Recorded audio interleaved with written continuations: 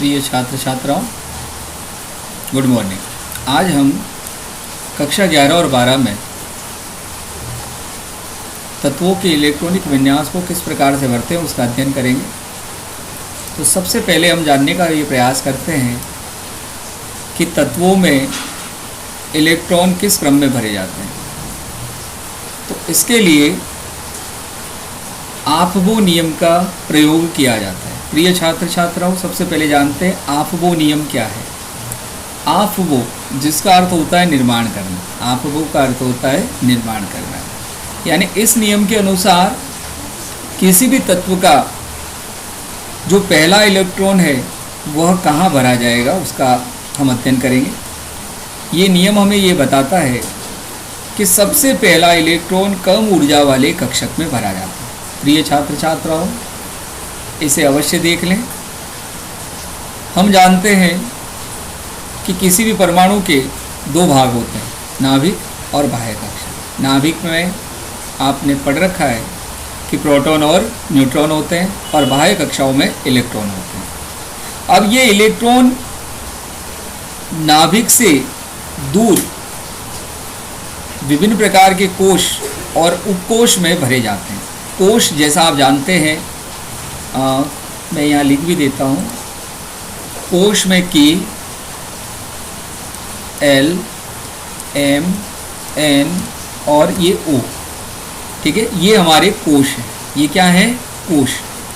और कोश के अंदर उपकोश होते हैं। ये आपके उपकोश हैं, लिख रहा हूँ मैं, देखिए उपकोश। यस, ये हमारे हो गए कोश। इसको थोड़ा और डिटेन कर देते हैं, क्लियर हो जाए।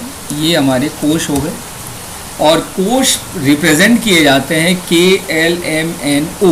इसको कैपिटल में लिख देते हैं, K, L, M, N, O। Very good. ये हमारे कोश हो गए और ये कोश हैं वह उपकोश में वर्गीकृत होते हैं। उपकोश हो गए आपके S, P, D और F, ठीक है, ये ध्यान अवश्य रखें। अब देखिए, S उपकोश में अधिकतम 2 इलेक्ट्रॉन भरे जाते हैं, ये ध्यान रखने की बात है। P में अधिकतम 6 इलेक्ट्रॉन भरे जाते हैं, D में अधिकतम 10 इलेक्ट्रॉन भरे जाते हैं और F में 14 इलेक्ट्रॉन भरे जाते हैं। यहाँ हम ये ध्यान रखेंगे। अब देखिए, हमारा ये जो आफबो नियम है वह ये बताता है कि सबसे पहला इलेक्ट्रॉन कम ऊर्जा वाले कक्षक में भरा जाएगा और फिर बढ़ते क्रम में, ऊर्जा के बढ़ते क्रम में इलेक्ट्रॉनों को भरा जाता है। यानी सबसे पहले कम ऊर्जा वाले कक्षक में इलेक्ट्रॉन भरा जाएगा और उसके बाद उच्च ऊर्जा वाले कक्षक में इलेक्ट्रॉन भरा जाएगा। तो इसके लिए एक चार्ट बनाया हुआ है, इसका भली भांति अभ्यास कर लें। सबसे पहले देखिए 1s लिखना है, फिर 2s नीचे की लाइन में, 3s, 4s, 5s, 6s, 7s लिखते जाएं। इसके बाद 2s है उसके समानांतर आपको 2p लिखना है, 3s है उसके समानांतर आपको 3p और 3d लिखना है, 4s है उसके समानांतर लाइन में 4p, 4d और 4f लिखना है, 5s के पास में ही उसी लाइन के ऊपर 5p, 5d, 5f लिखना है, 6s के बाद उसी लाइन में 6p, 6d, 6f लिखना है, 7s के बाद 7p, 7d, 7f लिखना है।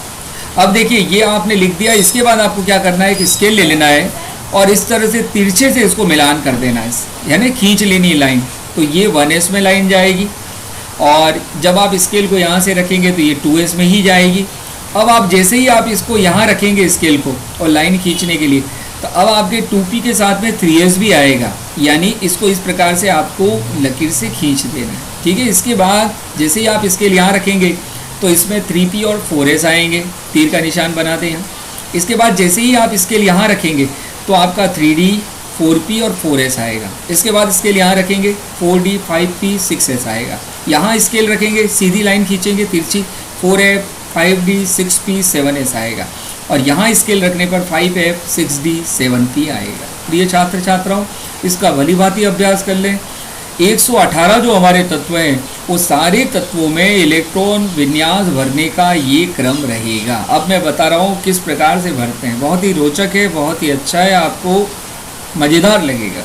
यस, सबसे पहला इलेक्ट्रॉन, चाहे वो हाइड्रोजन हो, हीलियम हो, lithium, beryllium, boron, carbon, nitrogen, oxygen हो, कुछ भी हो, सबसे पहला इलेक्ट्रॉन 1s में जाएगा। और आप जानते हैं इसमें अधिकतम 2 इलेक्ट्रॉन है, तो यहाँ मैंने ऊपर लिख दिए हैं 2 2 2 2, अधिकतम है ये, ठीक है।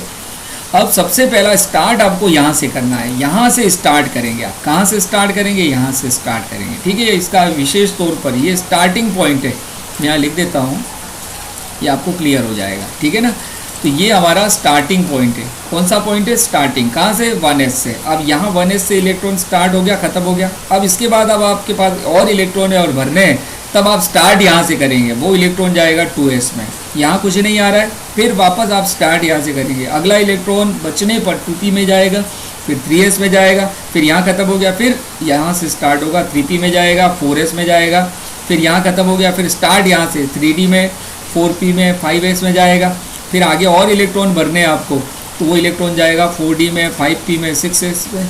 फिर और इलेक्ट्रॉन भरने तो वो 4f में, 5d में, 6p में और 7s में जाएगा। तो इस प्रकार से इस चार्ट का अच्छे ढंग से आप अध्ययन कर लें और इसको ड्रॉ भी कर लें। यस, इसको ड्रॉ कर लें, ठीक है।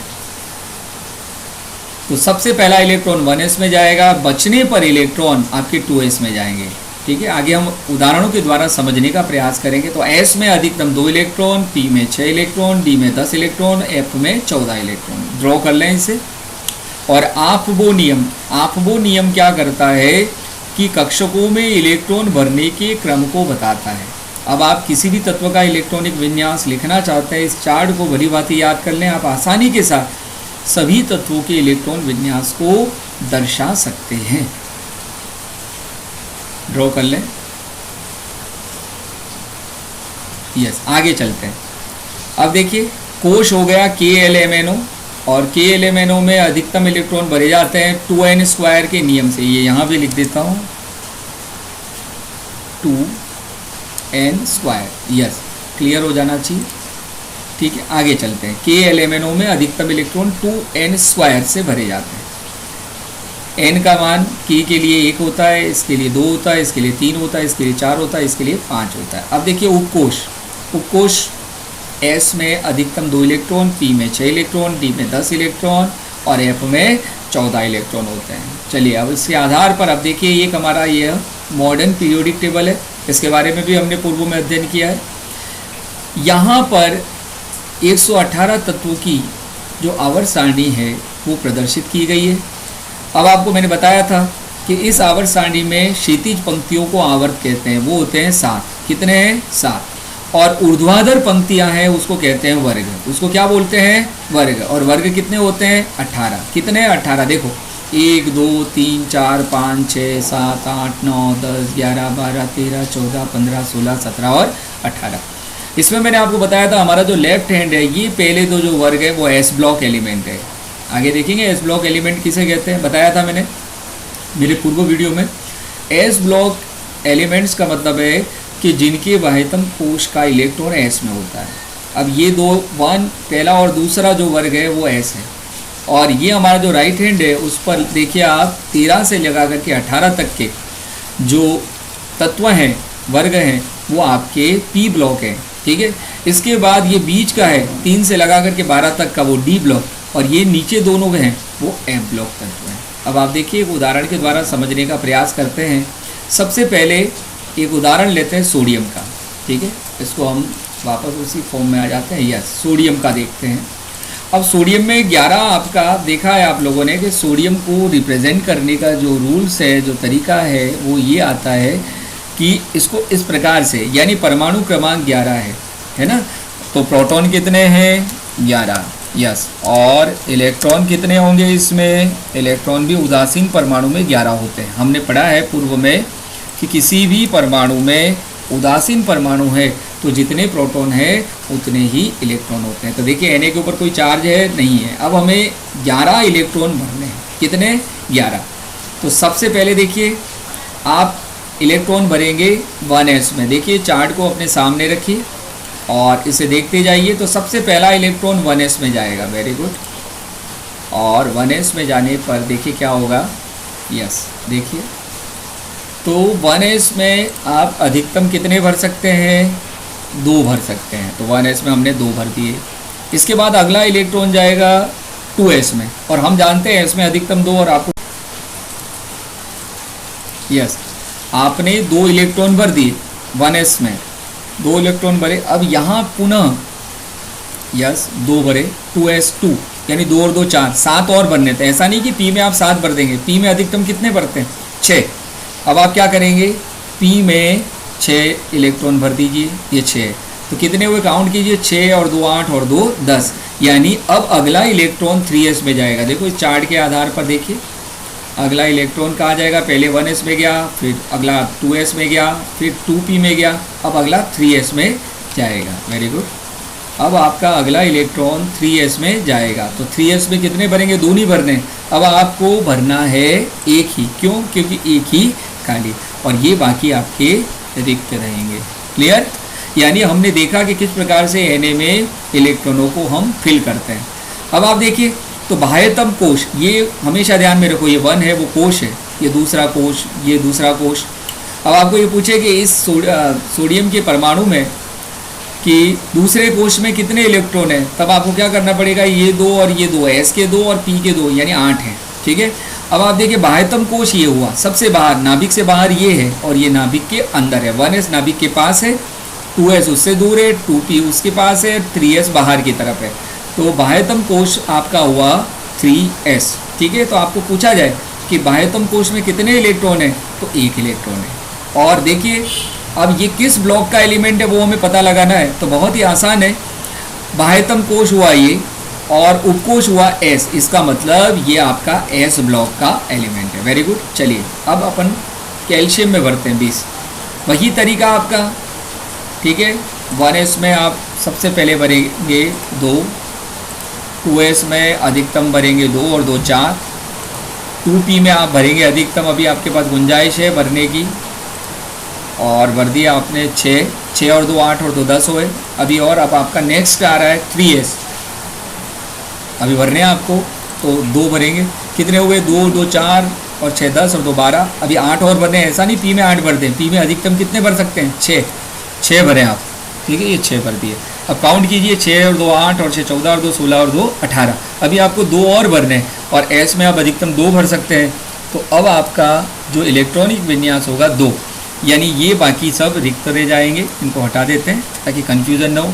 अब कैल्शियम का जो इलेक्ट्रॉनिक विन्यास है वह होगा 1s2 2s2 2p6 3s2 3p6 4s2।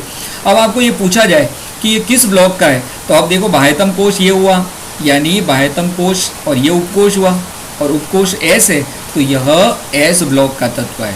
ये किस ब्लॉक का तत्व है, ये भी आपका S ब्लॉक, ठीक है, तत्व। और यह भी आपका S ब्लॉक तत्व। ठीक है। चलिए अब भरते हैं 7, यानी नाइट्रोजन का जो परमाणु क्रमांक है वो होता है 7। चलिए 7 है, तो प्रोटॉन भी कितने होंगे, P बराबर 7, और इलेक्ट्रॉन कितने होंगे, तो इलेक्ट्रॉन बराबर भी 7। क्यों, क्योंकि कोई चार्ज नहीं है। देखिए हम आगे अध्ययन करेंगे, किसी भी परमाणु पर यदि कोई आवेश होता है, अगर धनावेश होता है तो उतने इलेक्ट्रॉन कम करने, और यदि ऋणावेश होता है तो उतने इलेक्ट्रॉन जोड़ने, इस बात को ध्यान रखें। चलिए 7 इलेक्ट्रॉन भरते हैं। सबसे पहला इलेक्ट्रॉन आपका जाएगा 1s2 में, 5 शेष रहेंगे। अगला इलेक्ट्रॉन जाएगा 2s2 में, कितने हुए 2 और 2 4, 7 इलेक्ट्रॉन भरने थे, उनमें से 4 आपने भर दिए। अब P में 6 नहीं भरने, शेष बचेंगे वो भरना है, तो P में आप भरेंगे 3 इलेक्ट्रॉन। ठीक है। तो इस प्रकार से ये इसका इलेक्ट्रॉनिक विन्यास हो गया। चलिए अब ये बताइए किस ब्लॉक का है। अब देखिए ये कोश हुआ, ये दूसरा और ये भी दूसरा, और यहाँ देखिए अंत में बाह्यतम कोश ये कहलाएगा। ठीक है, P आ रहा है, इसका मतलब ये है आपका P ब्लॉक तत्व। आसानी से पता लग जाएगा। चलिए अगर आपको ये पूछा जाए कि नाइट्रोजन के बाह्यतम कोश में कितने, तो देखो ये कोश ये भी है ये भी है, तो इन दोनों को काउंट कर लें। बाह्यतम कोश में 5 है, मैं लिख देता हूँ, बाह्यतम कोश, इसमें कितने इलेक्ट्रॉन है, बराबर 5 इलेक्ट्रॉन। ठीक है, ये थोड़ा सा ध्यान रखेंगे अब ताकि क्लियर हो जाएगा। यस, नियॉन, यानी नियॉन में हम देखते हैं कि नियॉन में जो है वो परमाणु क्रमांक 10 है, तो P बराबर 10 और इलेक्ट्रॉन कितने होंगे, E बराबर 10। ठीक है, हमें 10 इलेक्ट्रॉन भर रहे हैं। अब देखिए वही तरीका, 1s2 2s2 2 2 4 6 और बचे और P में 6 पूरे भर देंगे। तो इस प्रकार से ये इसका इलेक्ट्रॉनिक विन्यास हो गया। चलिए अब ये देखने का प्रयास करते हैं कि ये किस ब्लॉक का है। देखो बाह्यतम ये आया P, तो ये भी कौन सा है, P ब्लॉक तत्व। चलिए बाह्यतम कोश में पता लगाएं, बाह्यतम कोश, बाह्यतम कोश। अब देखो ये 2 और ये भी 2, S में 2 है, P में 6 है, तो बराबर 8 इलेक्ट्रॉन। ये बहुत ही महत्वपूर्ण बात है। ठीक है, चलिए अब हमें 16 इलेक्ट्रॉन भर रहे हैं, यानी इसका सल्फर का देखा जाए तो परमाणु क्रमांक है 16 और 16 है तो P बराबर भी 16 और उदासीन है, उदासीन परमाणु है तो E बराबर भी 16 इलेक्ट्रॉन आपको भरने हैं। चलिए तो सबसे पहला इलेक्ट्रॉन आप भरेंगे 1s2 2 भरे, फिर 2s2 P में अधिकतम 6 भर सकते हैं और ये 6 भर दिए। कितने हुए काउंट करते जाएं, 6 और 2 8 और 2 10 हुए, 6 और भरने। तो ऐसा नहीं कि S में 6 भरने हैं, S में अधिकतम कितने भरते हैं 2, तो 2 भरेंगे। चलिए अब कितने बचे, 2 और 6 8 और 2 10 और 2 12, तो P में आप 6 नहीं भरेंगे, P में आप भरेंगे 4, जो बचेंगे वो इलेक्ट्रॉन आप भरेंगे 4। अब ये सब हटा देते, ये मैंने इसलिए लिखा है, आपको नहीं लिखना है, आपको क्रम से ही बढ़ना है। ठीक है, क्रम से बढ़ेंगे आप। ठीक है, चलिए अब आप देखिए, यानी ये पता लगाते हैं कि किस ब्लॉक का है। देखो ये आया आपका P आया ना, P का मतलब है बाह्यतम कोश, P आया तो P ब्लॉक तत्व, P ब्लॉक तत्व। चलिए बाह्यतम कोश में इलेक्ट्रॉन बताइए, बाह्यतम कोश, चलिए बताइए कितने, काउंट कीजिए। देखो ये भी 3 ये भी 3 और 3 S में 2 P में 4, तो आप लिखेंगे 6 इलेक्ट्रॉन। ठीक है, चलिए Cl का देखते हैं। तो Cl में देखिए 17 इलेक्ट्रॉन भरने हैं, उसमें 16 भरने थे, तो इसी को लिख लेते हैं हम, इसमें 17 भरने। तो यहाँ देखिए P बराबर 17 और कोई चार्ज नहीं है, उदासीन है, और इलेक्ट्रॉन बराबर 17 इलेक्ट्रॉन भरने हैं। तो 16 आपने यहाँ भरे, देखिए क्या परिवर्तन है, कॉपी कर लेता हूँ मैं। यस, अब आप देखिए 2 2 4 6 10 और 2 12 हो गए और ये 4 16 होते हैं। अभी P में आपकी गुंजाइश है तो आप यहाँ 5 भर देंगे। क्या करेंगे, 5 भर देंगे और बाकी सब हटा देंगे। यस, ये भी हट जाएगा। अब देखिए, अब इसको भी कॉपी करके मैं रखता हूँ नीचे। अब ये किस ब्लॉक का है, ये भी P ब्लॉक का है। देखो P आया, लेकिन इसके बाह्यतम कोश में देखो 3 ये कोश हुआ, समान हुए, समान कोश के जो इलेक्ट्रॉन है उसको आपको ऐड कर देना है। इसमें 2 हैं इसमें और इसमें 5 हैं, तो ये आपको कर देना है यहाँ पर 7। ठीक है, तो आपका देखो सल्फर भी P ब्लॉक का है और Cl भी आपका P ब्लॉक का है। चलिए ऑर्गन में देखते हैं। तो इसमें 18 इलेक्ट्रॉन भरने, सेम है, इसकी कॉपी करके मैं यहाँ 3P तक वही रहेगा। ठीक है, और ये हटा देता हूँ मैं। चलिए अब S में 2 और 2 4 और 6 10 और 2 12 और 5 17 हो रहे हैं, हमें 18 करने। P में आप भर सकते हैं 6 भर दिए। और अब आप देखिए कोश कौन सा है, ये रहा तीसरा और अंतिम बाह्यतम कोश का इलेक्ट्रॉन किस में है, P में, तो ये भी आपका P ब्लॉक का तत्व है और P ब्लॉक का तत्व है।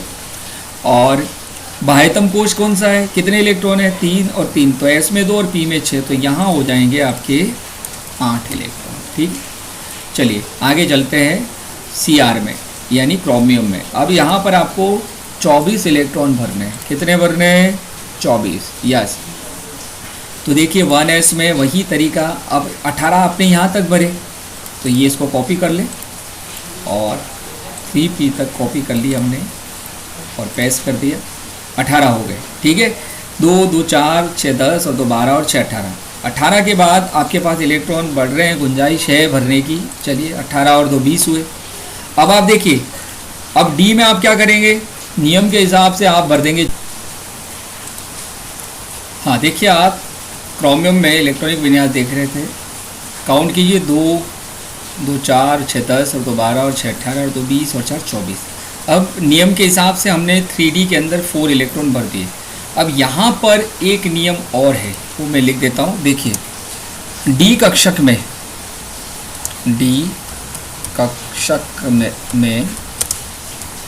एक तो है पूर्ण पुरित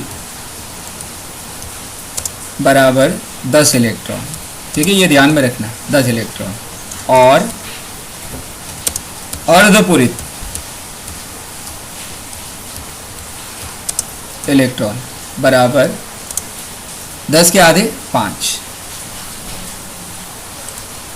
हाँ देखिए, इस नियम को विशेष तौर पर ध्यान में रखें। डी कक्षक में पूर्ण पुरित इलेक्ट्रॉन होते 10 इलेक्ट्रॉन डी में 10 अधिकतम भरे जाते हैं, तो पूर्ण पुरित कहलाते हैं। तो प्रत्येक तत्व का यह प्रयास रहता है कि उसके डी ब्लॉक के तत्व जो भी हैं, उसमें डी ब्लॉक के तत्व कहाँ से 3 से लगा करके 12 तक, 12वें वर्ग तक आवर्त सारणी में कहाँ तक, देखिए फिर से देखते हैं, ये रहे, यस, ये 3 से लगा करके 12 है ना, ये वर्ग हैं, ये ऊर्ध्वाधर पंक्तियों को वर्ग कहते हैं। तो तीसरे से लगा करके 12वें वर्ग तक के तत्व डी ब्लॉक के तत्व कहलाते हैं। और इनमें एक विशेष प्रकार का गुण पाया जाता है डी कक्षक में।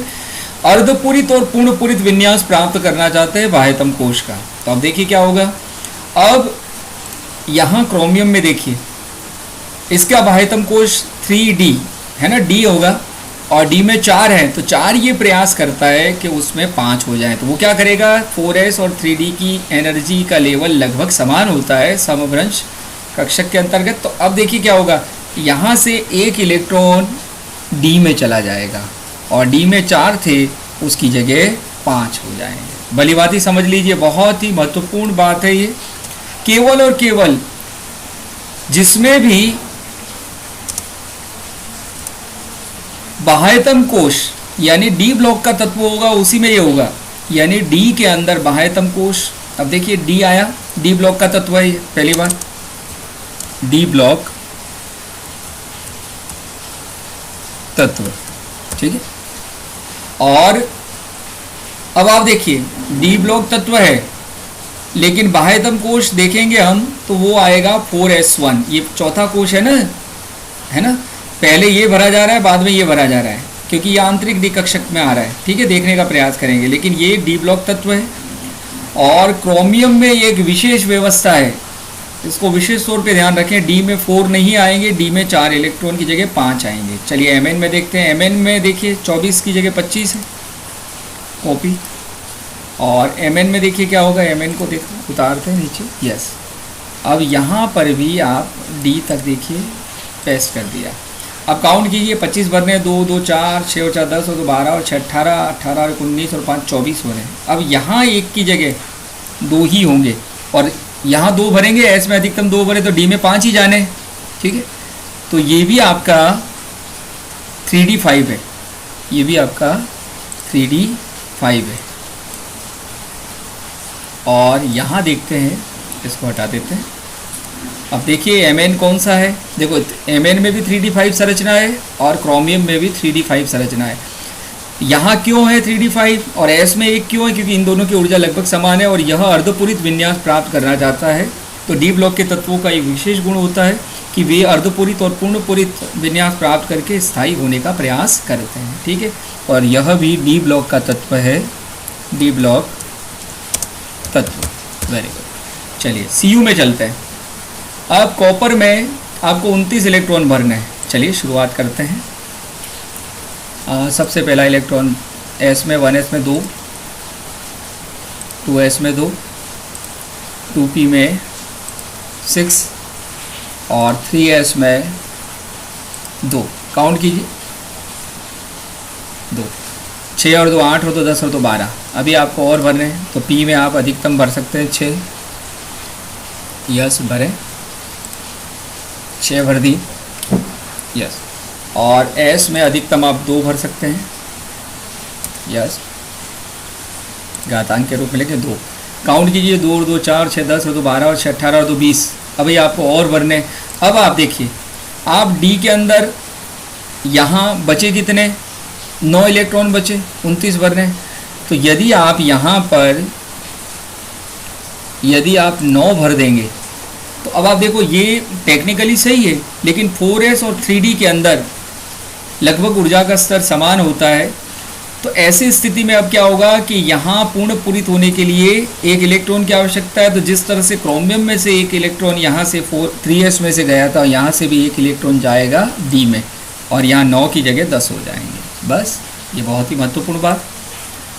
और इसको हटा देते हैं। यस, और किस ब्लॉक का है, देखो सबसे बाह्यतम कोश आया 3d, तो ये भी आपका डी ब्लॉक तत्व है। Very good. चलिए, तो ये कॉपर में आपको इस तरह से ध्यान रखना है। क्रोमियम और कॉपर, क्रोमियम का 24 है, देखिए उसमें 3d 5 हो रहा है, और आगे इलेक्ट्रॉन s में 2 न जा करके 1 जा रहा है, और कॉपर में देखिए 29 है, और 3d 10 है, 4s 1 है। अब यहाँ 30 है जिंक में, देखिए यस, देखते हैं, कॉपी कर लेते हैं।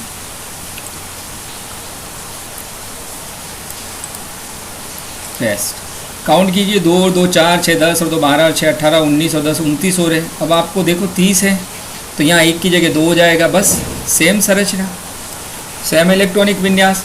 तो देखो क्या अंतर है, कॉपर और जिंक के इलेक्ट्रॉनिक विन्यास में एक ही अंतर है कि कॉपर में 4s1 है, जबकि यहाँ जिंक में 4s2 है। समरूपता क्या है, 3d 10 3d 10। इन दोनों के पूर्ण पूरित यानी डी कक्षक में पूर्ण पूरित इलेक्ट्रॉन होते हैं, बहुत ही महत्वपूर्ण है। चलिए, किस ब्लॉक का है, तो देखो बाह्यतम कोश आया आपका डी में, तो ये भी आपका डी ब्लॉक तत्व कहलाता है। अब आप देखिए, अब अगर आपको पूछा जाए कि बाह्यतम कोश कौन सा है, तो देखो बाह्यतम कोश ये कहलाएगा। क्यों? क्योंकि ये कम ऊर्जा का है, ये अधिक ऊर्जा का है, ठीक है, लेकिन कोश तो ये है। अगर इसका बाह्यतम कोश देखेंगे, बाह्यतम कोश, तो ये है आपका ये वाला, और उसमें इलेक्ट्रॉन है 2 इलेक्ट्रॉन, ये ध्यान रखें। अच्छा, यहाँ कितने हैं, चलिए इसको देखते हैं, इसको भी देखें, इसके बाह्यतम कोश में कितने हैं। यस, अब यहाँ देखो बाह्यतम कोश में ये हुआ, 3 के बाद 4 आया, 4 में s में 1 है, तो 1 ही लिखेंगे आप, 1, ठीक है। चलिए आगे चलते हैं। हाँ, अब देखिए आगे चलते हैं। क्रोमियम में, क्रोमियम में भी वही तरीका अपनाएंगे हम। यहाँ तक तो भर दिए 30, ये 30 हो गए, यहाँ तक देखो ये हो गए 30, कॉपी कर लिया। सेम 3d तक 30 हो गए। यस, अब आपके 30 हो गए, अब आपको और भरने हैं 6 इलेक्ट्रॉन। तो अब आप देखिए क्या होगा, ये इस तरह से, तो 30 के बाद p में अधिकतम 6 भर सकते हैं, और ये आपने 6 भर दिए, तो ये आपके 36 हो गए। चलिए इसको हटा देते। अब देखिए ये किस ब्लॉक का है वो भी अपन देख लेते हैं, प्रयास करते हैं। यस, किस ब्लॉक का है। यस, अब देखिए ब्लॉक के लिए आपको बाह्यतम कोश देखना पड़ेगा। ये देखो, अब ये 4p आया, देखो 4p6, यानी ये आपका p ब्लॉक का है। किस ब्लॉक का है, p ब्लॉक का। अच्छा, बाह्यतम कोश में देखिए, अब आप क्या करेंगे, 3 के बाद क्या आ रहा है, 4 आ रहा है, ये 4s भी आ रहा है, 4p भी आ रहा है, इन दोनों को काउंट कर दें, 6 और 2 8 इलेक्ट्रॉन। तो इसके बाह्यतम कोश में कितने हुए, 8 इलेक्ट्रॉन हुए। चलिए यहाँ देखते हैं, लेंथेनाइड में भरने का प्रयास करते हैं। अब आप देखिए 3d तक तो 4p तक 36 हो गया। चलिए ये हो गया 36, कॉपी, 4p तक 36 हो गया, 4p तक 36 हो गया। वेरी गुड, ये हो गया 36। अभी आपको और भरने हैं इलेक्ट्रॉन, तो नेक्स्ट इलेक्ट्रॉन जाएगा s में, और 36 के बाद ये हो गए 2 38, 38 के बाद अभी आपको और भरने हैं, तो ये और आप 10 भर दीजिए, 38 और 10 हो गए 48। अभी और भर दीजिए, 48 के बाद p में आप भर दें 6 इलेक्ट्रॉन। कितने भर दें, 6, और ये 6 भर दिए, 48 और 2 50 और 54 हो गए। 54 के बाद अभी आपके 3 और भरने हैं, तो s में अधिकतम आप कितने भरेंगे, 2 भरेंगे, या 2 भर दिए, 56। अब आप देखिए f में आप 14 नहीं भरेंगे, आपके भरने का आ रहा है 1 ही, तो 1 ही भरेंगे। यस, भर दिया 1, 57 हो गए। ठीक है, काउंट कर लीजिए फिर से, गलती ना हो। यस, 1 2 3 और 6 3 9 और 10 19 और 2 21 और 6 27 और 10 37 और 2 39 और 6 45 और 2 47 और 3 53 और 2 55 और 2 57। या हाँ देखिए, यहाँ पर 57 हो गया, और बाह्यतम कोश ये आया सबसे बाहर का 4f1, तो ये आपका हो जाएगा, हाँ एफ ब्लॉक, एफ आया ना बाह्यतम कोश, सबसे बाहर का इलेक्ट्रॉन जो आपने भरा 4f1, एफ ब्लॉक तत्व, ठीक है। और बाह्यतम कोश के इलेक्ट्रॉन कितने होंगे, देखो 4 के बाद 5 आया और 6 आया, तो 6 में एस है तो 2 इलेक्ट्रॉन भरते हैं, वेरी गुड, ठीक है। चलिए अब एक्टिनाइड में चलते हैं, चलिए इसकी कॉपी पेस्ट करके कॉपी,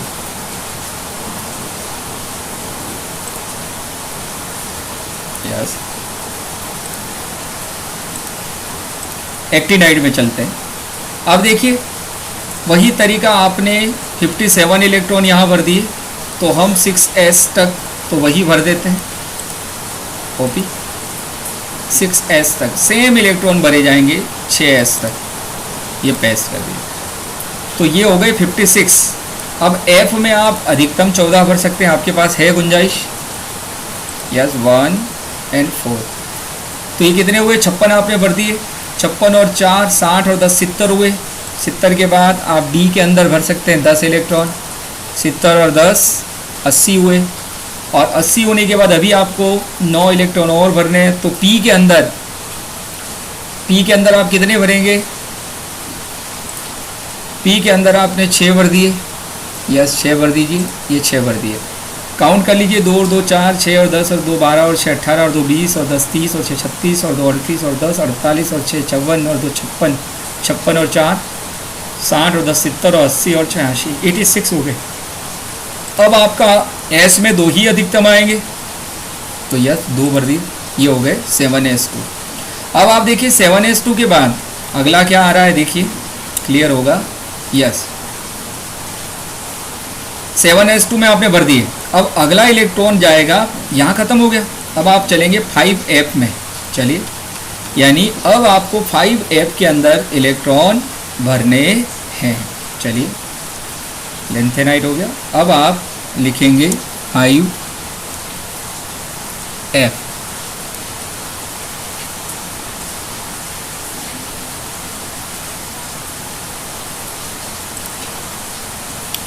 ये लिखा 5f, और 5f में क्या बचा आपके, केवल और केवल एक इलेक्ट्रॉन,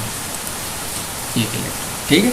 तो हमने देखा, काउंट कर लें 2 2 4 6 और 4 10 12 6 18 और 2 20 और 10 30 36 2 38 और 10 48 और 56 56 70 80 86 88 और 89।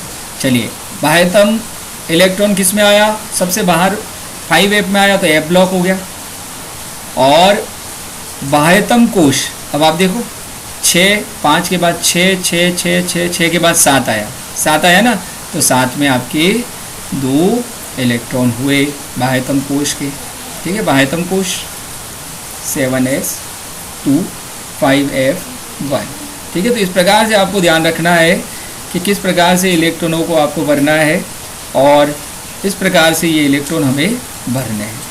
तो आज प्रिय छात्र छात्राओं, आज हमने ये देखने का प्रयास किया कि किस तरह से, हाँ एक और मैं बताना चाह रहा हूँ कि इसके इलेक्ट्रॉनिक विन्यास को भी हम नोट करें। सबसे पहला neon, Ne, yes Ne, neon का होता है 10, यस। इसके बाद देखिए अगला देखते हैं, ऑर्गन, ऑर्गन इसका होता है 18।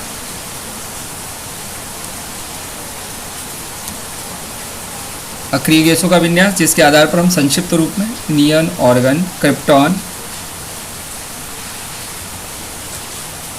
क्रिप्टॉन का हो जाएगा 36।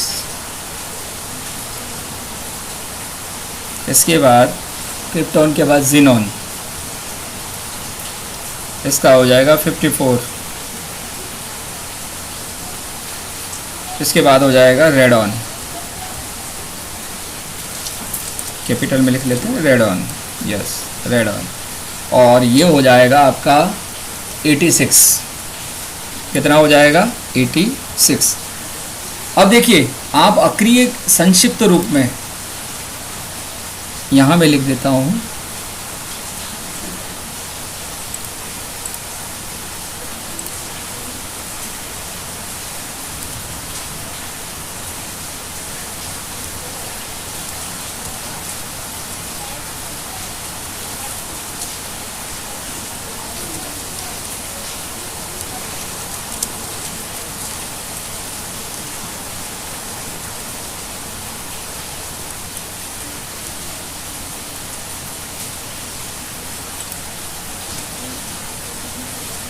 संक्षिप्त रूप में। किस प्रकार से हम संक्षिप्त रूप में लिख सकते हैं इसको, यानी यदि हम एक टेक्निक लेते हैं, देखिए नियॉन, आर्गन, क्रिप्टॉन, ज़ीनॉन और रेडॉन, इनको देखें तो इनके संक्षिप्त रूप में नियॉन का हमने भरा था, देखिए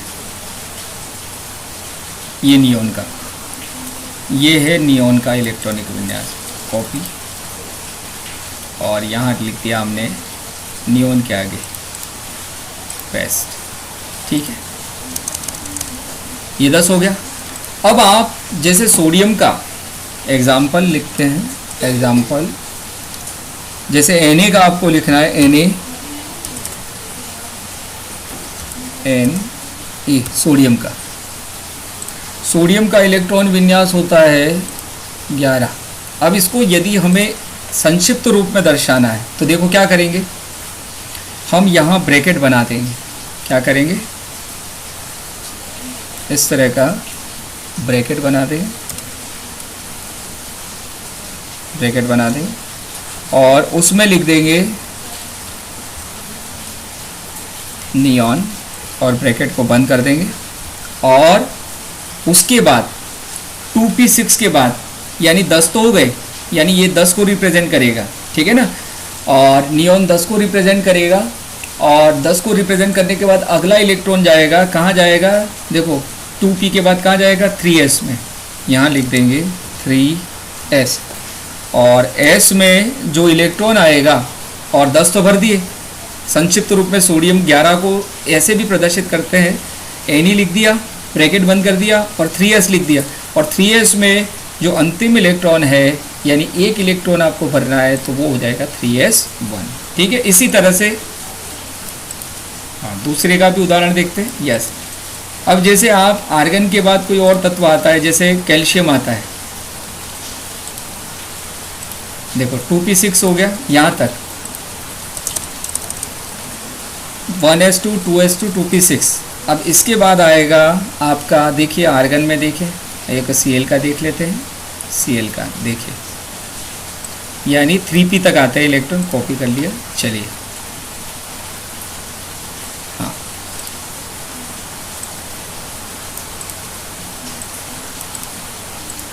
क्या हुआ देखो, 2 2 4 6 10 और 2 12 और 5 17 हो रहे हैं, तो यहाँ क्या कर देंगे, 5 की जगह 6 कर देंगे, 18 हो गया। और हम भरना चाहते हैं जैसे 20 और Ca कैल्शियम का, कैल्शियम का कितना भरना चाहते हैं, 20 भरना चाहते हैं Ca।